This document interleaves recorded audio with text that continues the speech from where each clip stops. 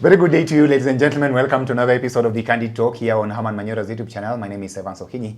I'm glad to bring you up to date with the comprehensive analysis of all that is taking place in the country and across the borders. Wakili, how are you? Fine, thank you. Let's get this conversation going. Of course, we are looking at a situation whereby the wave of WANTAM across the continent is here with us.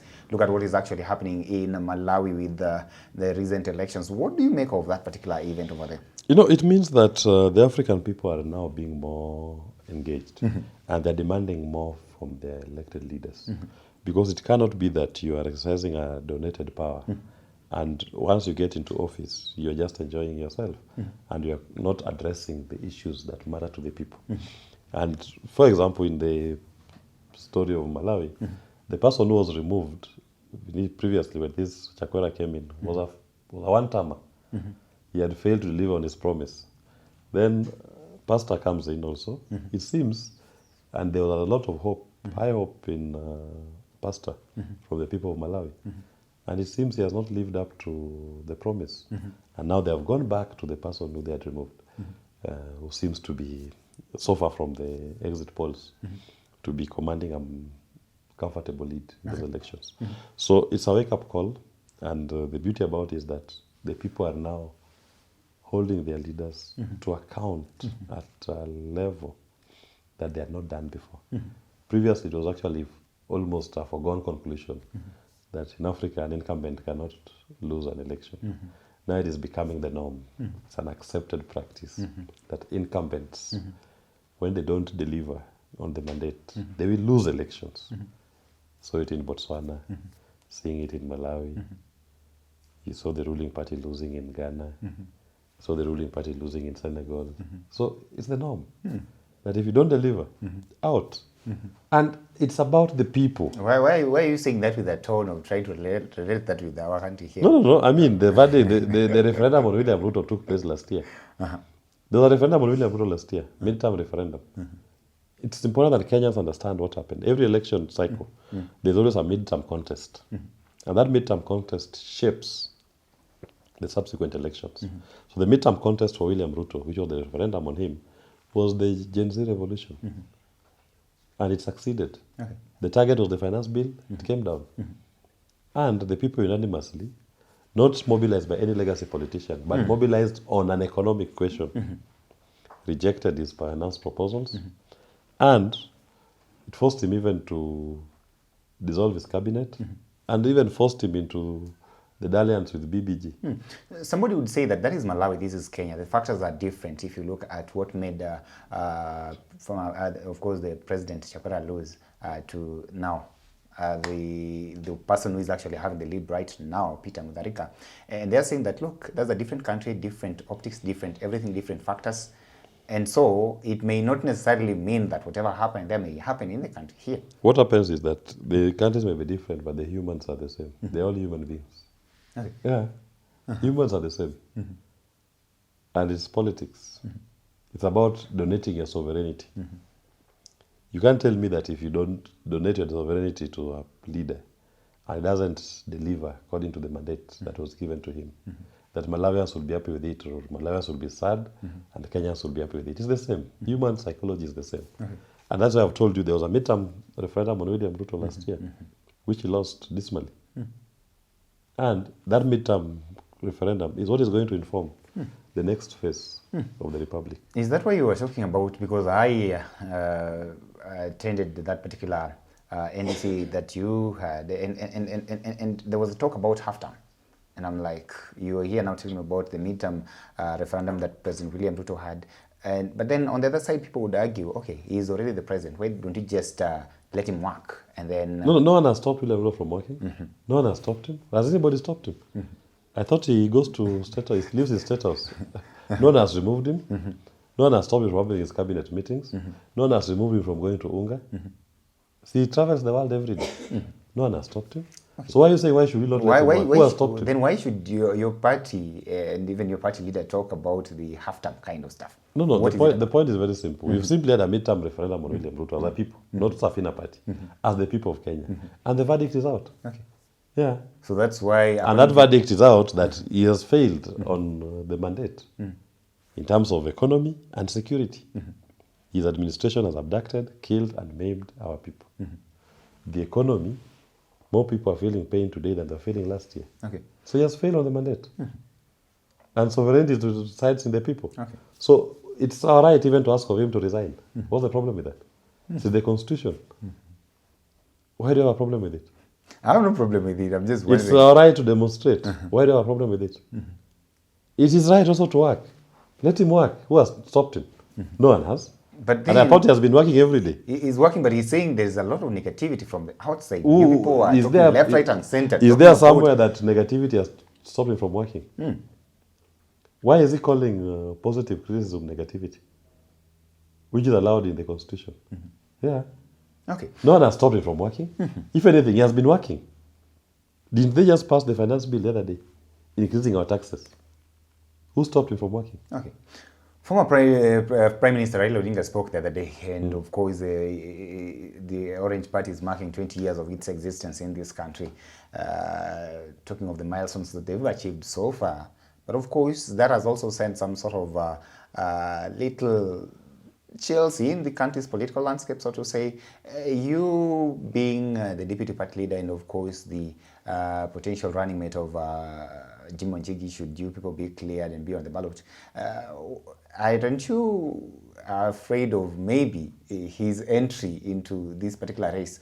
How did it actually tilt things? Are you not worried at all that if at all the former PM then decides to put his name on the ticket, then it will be a little bit different, or rather difficult for you? We're not worried. You're not worried? We're not worried. Does it mean anything anyway? I've told you, this contest is about the people of Kenya, not individuals. And I've said, Safina, in our first agenda, we've put that you're not going to pay 16% VAT, you'll pay 5% sales tax. So if people want to pay 16% VAT, see, they can go to legacy politicians. If they want to pay 5% sales tax, they come to Safina. If they want to pay more money to government to steal, it's okay. They can go that side. But I know majority of Kenyans don't want to do that. If they want to continue paying odious debt, legacy politicians are there. That's not on the ballot. As we are saying, we will not pay it. But you're still a politician anyway. No. Legacy politicians are there. I'm not a legacy politician. But you're a politician. We are the new leadership of the country.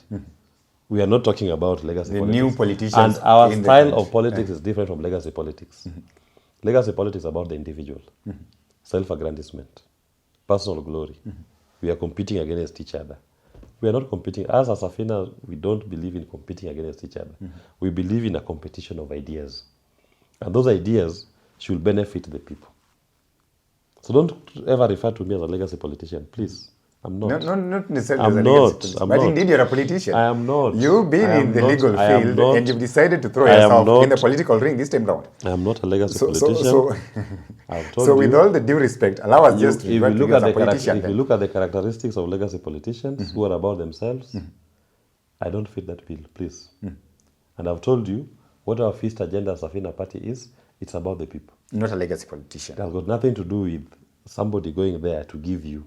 Who are you to give people? But does it's it their money anyway. Does it have anything So to do with politics? we are not legacy politicians, so you can call them whatever you want, but we are not legacy politicians as we believe in a revolution, economic revolution, to change the lives of the people of Kenya. Let Kenyans take control and be involved in issues that affect them, in decision making on any major issues affecting them. Know that power is donated to legacy politicians. We don't want that. Okay. Yeah. But do you accept to be called a politician anyway? I am not a legacy politician, so that is up to you. I'm not. We are talking about here. I'm here. For those who are watching us for the first time, this is the deputy party leader of Safina Party, a political party in this country. And of course, he's saying that he's very far from legacy politics. But it's still... I'm a reverend lawyer. I'm a reverend lawyer. We are here. Well, we've been here, and Kenyans have been sold to all these things before. And that is why I really wanted to ask you, what then makes the difference between you and the rest? And why is it that it's so easy for you to dismiss these other political players and then see it as if it's going to be a walk in the park for you just I'm not dismissing anybody. I've recognized them. Yes. And it's their right to contest, to come up with the ideas. I'm not dismissing anyone. I respect all. Why do you? I respect all of them and their rights to contest and even to lead, by the way. If they are chosen by the people, I respect it. I'm only focused on the people. And I've told you, if the people decide that they want to pay more tax, 16% VAT, and not 5% VAT, I'll respect it. You see, Okinyi, one mistake you keep making, you think that this competition is between me or Safina and Kenya Kwanza or ODM. We are not competing with any of those parties. As we are interested in changing the lives of the Kenyan people. So we are coming up with ideas on how to improve the lot of the people. Okay? So that is the competition. Unfortunately, for you to do that, then you must compete with them. No, we are not competing with those ones. As we are addressing the people.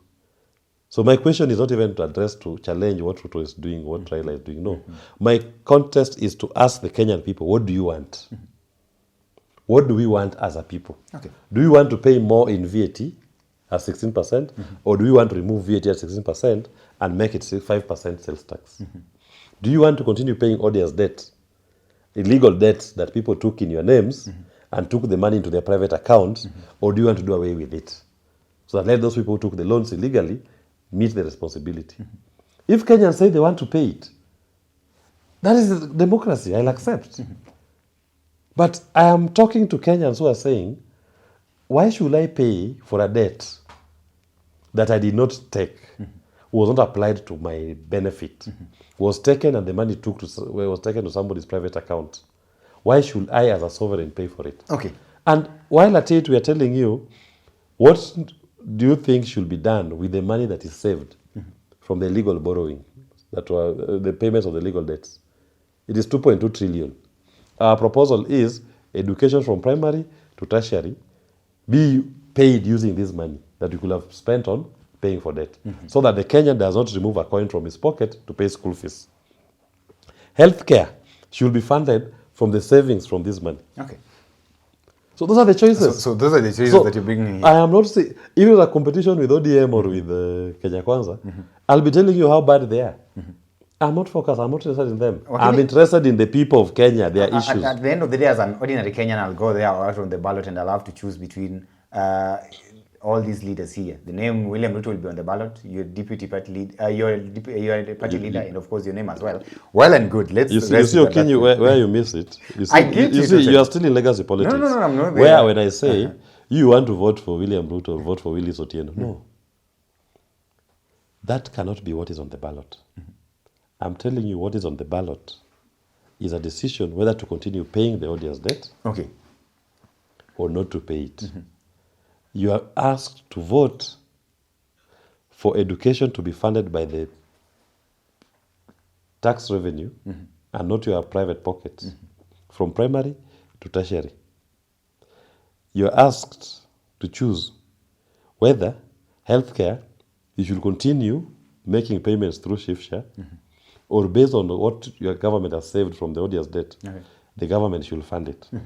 You are asked whether you should continue paying 16% VAT, or that should be done away with, and you pay 5% sales tax only.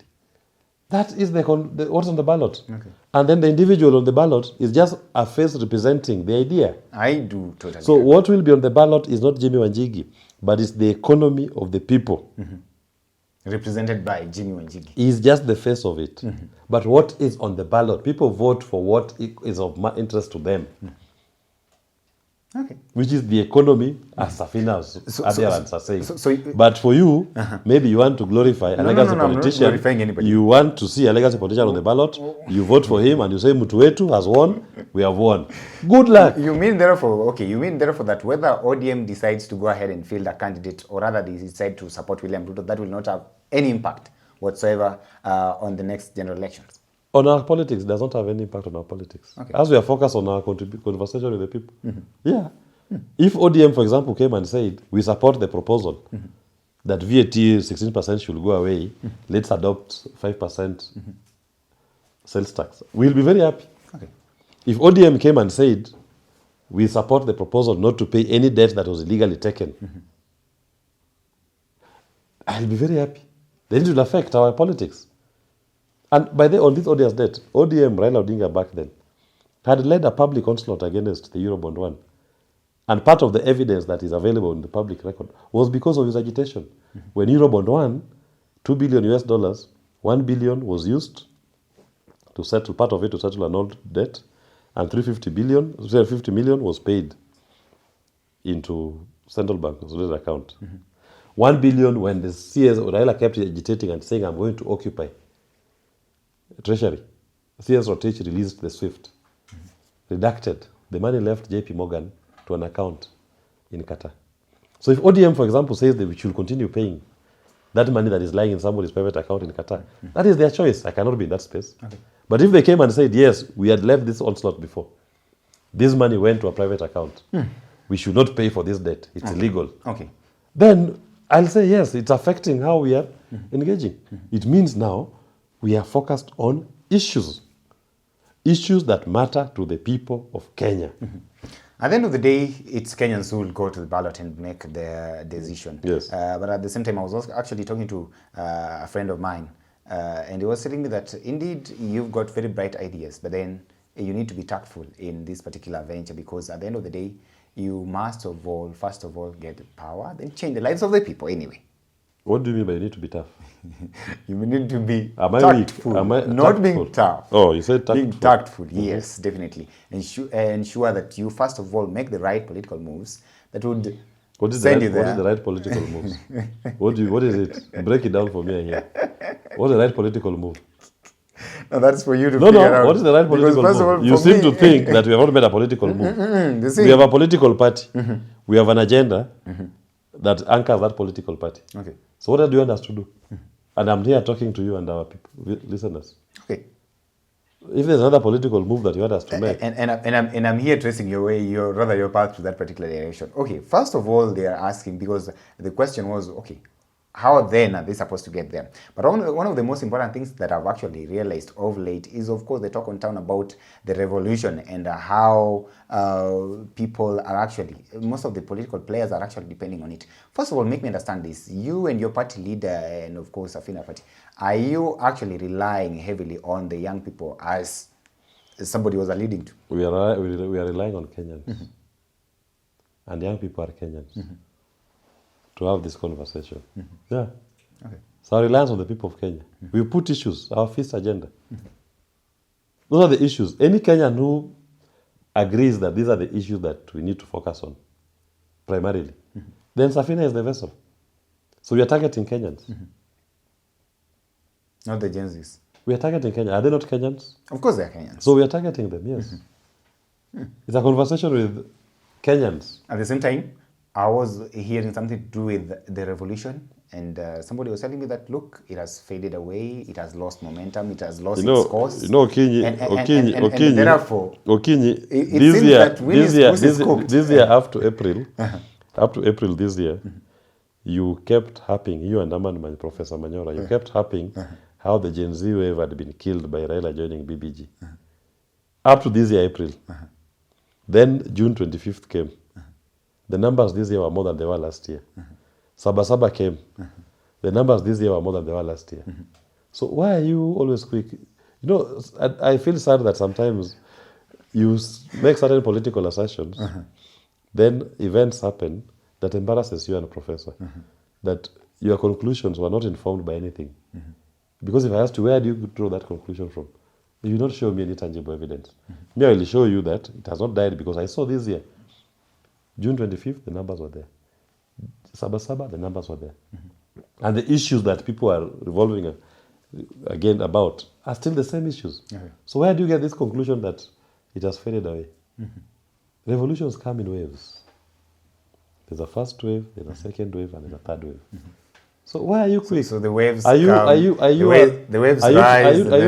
trying to do a psyop on the people of Kenya? The waves rise and then come down. You are a surrogate of legacy politicians trying to trying to kill the psyche of the people that it has died. Forget about it. It is not working. You'll agree with me that the level of our activism that we had back then, maybe talk of 25th of June or so to say, it's not as it is. But I've told you the level of activism that we had this year on June 25th was more than we had the June 25th last year. Yeah. Saba this year, July 7th, was more higher than it was last year. And definitely these activities will impact. So the point is this, Okinyi, what you are refusing to understand is very simple. Stop making dismissive summary conclusions on what you don't understand. Just take time to listen. Take time to study something. Okay? I know you are eager to go back to legacy politics and analysis. For once, allow the young people, because they've presented to us what has never been done before in this country. Kenyans united on an issue. Allow them to finish what they started. Okay? They've not had any election since June 25th. For you to say Kenyans will vote, for example, the way they always vote, that this has died, we are back to all politics. We've seen a number of front leaders in that particular wing, in as much as the young people are claiming to be leaderless, so to say, a number of them being swallowed by these political parties. You talk of ODM, UDA, and of course, so somebody was actually asking me, what then makes you think that as we near towards the elections, we'll not hear about Ruto Tosha or Kalonzo Tosha or Wanjigi Tosha? Let me ask you, okay, you see where you go wrong, and I keep telling you, you keep making the same mistakes. You've now concluded they were leaders of that movement. There is no leader. I haven't said that young man, Morara, tried to be a leader. He abandoned politics himself. The other one who went to ODM. Has it given ODM new followers? Not really. So why are you insisting? So people at individual level can make political choices. And it's their right to do so. Okay? Doesn't mean that now they represent the movement. In any movement, people come in and go. It happens. Okay. And when somebody joins a formation, it's their right. You give them the space. Doesn't mean that the movement and its ideals has died. As you wish. No. I always do that I wish. Of course. Why would you accuse me of wishing for the movement to die? No, you wish. It's clear. Or how will that actually benefit me personally? If it quacks like a duck, it walks like a duck, then it's a duck. All the best, Wakili Willis Otieno. Ladies and gentlemen, weigh in and you tell us what you actually feel is happening here, because we've been tracing what is happening in the Kenyan political landscape. Do you believe that the wave of the young people is still active, and how impactful will it be as we head towards the next general elections? Allow me to stop for now till we have this conversation again. Have yourself a lovely day. My name is Evans Okinyi.